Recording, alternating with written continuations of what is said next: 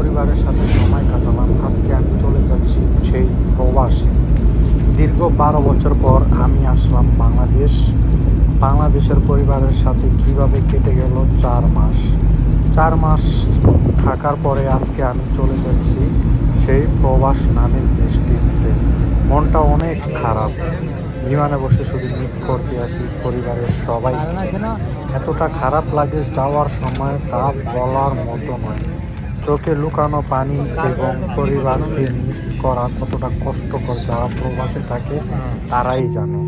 হাজারো মায়ার বাঁধন কেড়ে নেয় বিমান নামের বেঈমানটি।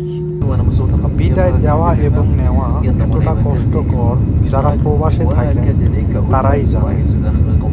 হাজার মায়া মমতা ভালোবাসা ছেড়ে আমাদেরকে পাড়ি দিতে হয় প্রবাস নামের সেই জীবনে।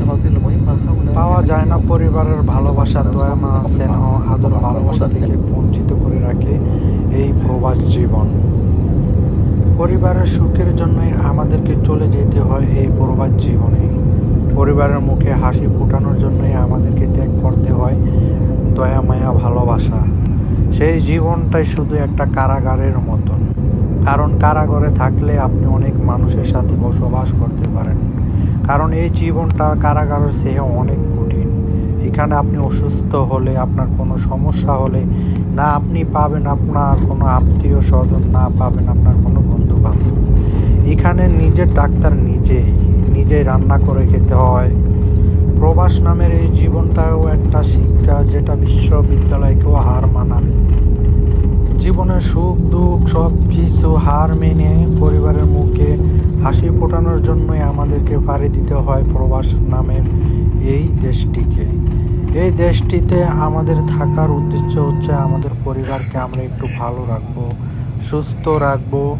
এই জন্যই আমাদের এই দেশে আসা। এই দেশে কোনো মানুষ শখে আসে না, অনেক কষ্টের বিনিময়ে এই দেশে আসে এবং এই দেশে অনেক কষ্ট করে আপনাকে সফলতা হতে হয় এবং ফ্যামিলির পরিবারের মুখে হাসি ফোটাতে হয়। শুধু নিজের পরিবারটা যেন একটু ভালো থাকে এই জন্য আমাদের মাতৃভূমি দেশটাকে ত্যাগ করতে হয়।